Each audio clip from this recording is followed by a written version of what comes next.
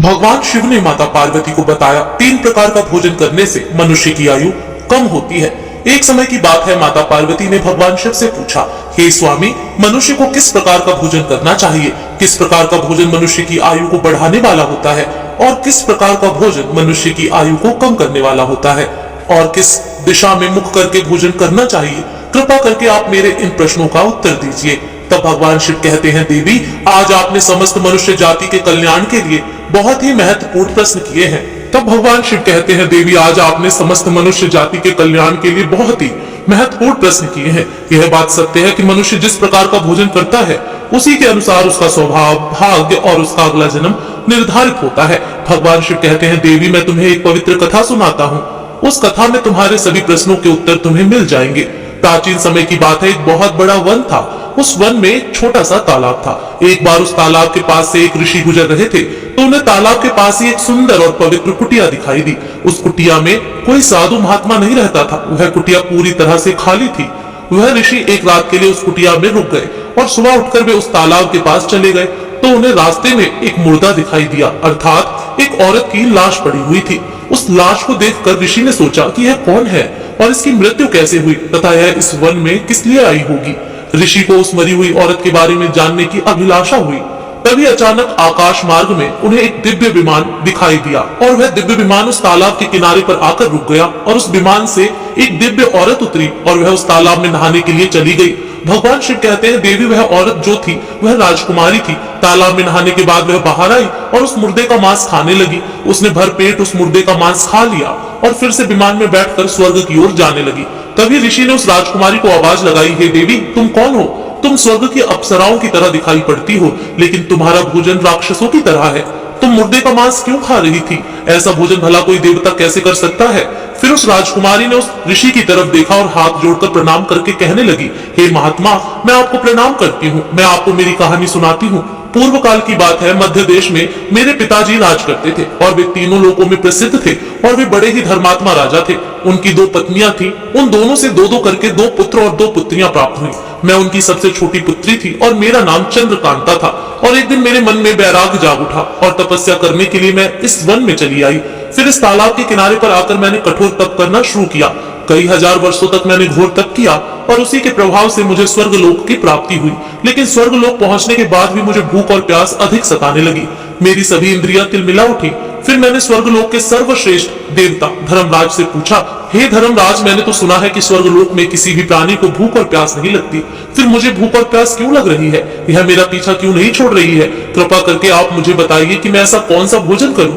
फिर धर्मराज ने कहा, हे राजकुमारी, पृथ्वी पर दान धर्म करने पर ही इस लोक में भूख प्यास से मुक्ति मिलती है। लेकिन तुमने अपने जीवन में कभी दान धर्म नहीं किया, कभी किसी भिखारी को भीख नहीं दी। तुमने राजमहल में रहकर भी द्वार पर आए हुए ब्राह्मण को भोजन नहीं दिया। तुमने सदैव ही उचित भोजन किया है। हमेशा बिना स्नान किए ही तुमने भोजन किया और भोजन शुरू करने से पहले तुमने भगवान का धन्यवाद नहीं किया।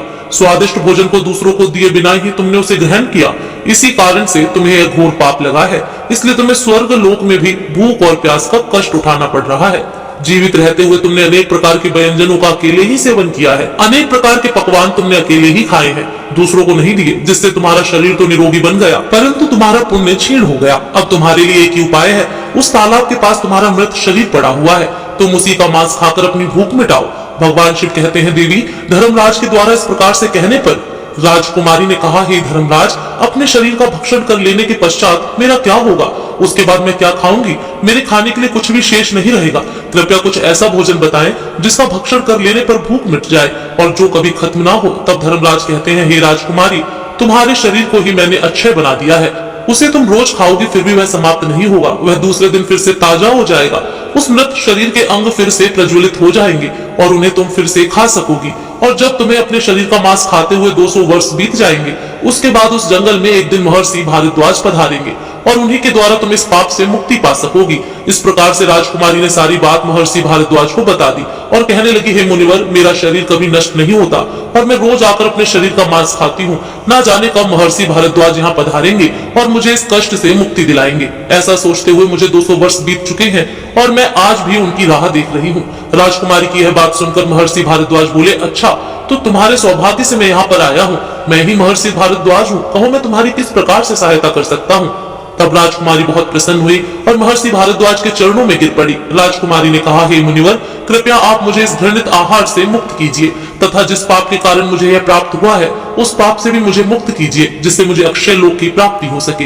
हे मुनिवर, मैं आपको यह दिव्य आभूषण भेंट करती हूँ, कृपया आप मुझ पर कृपा करें। राजकुमारी की दुख भरी बातें सुनकर ऋषि को उस पर दया आ गई। जैसे ही राजकुमारी ने वह दिव्य आभूषण महर्षि भारद्वाज के हाथ पर रखा, उसी समय उसका मृत शरीर अदृश्य हो गया और वो उस पाप से मुक्त हो गई। और फिर महर्षि भारद्वाज से आज्ञा लेकर वह उस दिव्य विमान में बैठकर स्वर्ग लोक को चली गई। इस प्रकार उस राजकुमारी को दान न करने के पाप से मुक्ति मिली। भगवान शिव कहते हैं, हे देवी, इस प्रकार से उच्चिष्ट भोजन करने के कारण ही उस राजकुमारी को स्वर्ग लोक में रहने पर भी तृप्ति नहीं मिली और उसे पृथ्वी लोक पर आकर स्वयं का ही मांस खाना पड़ा।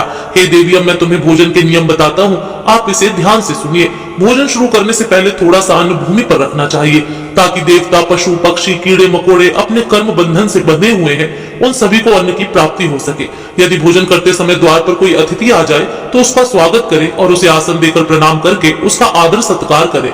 फिर उसे श्रद्धा पूर्वक भोजन कराकर विदा करें, क्योंकि जिसके घर से अतिथि उदास होकर लौट जाता है उसे वह अपने पाप देकर उसके शुभ कर्मों को ले जाता है। भगवान शिव कहते हैं, मनुष्य को घर में रहने वाली विवाहित कन्या और गर्भ धारण की हुई स्त्री तथा बड़े बुजुर्गों को भोजन कराने के बाद ही भोजन करना चाहिए। इन सभी को भोजन कराए बिना जो स्वयं भोजन ग्रहण करता है उसका भोजन पापमय बन जाता है। ऐसा व्यक्ति नरक में जाता है। जो मनुष्य स्नान किए बिना ही भोजन करता है उसका भोजन मल भक्षण के समान हो जाता है। जो बिना दान किए भोजन ग्रहण करता है उसका भोजन विष के समान बन जाता है।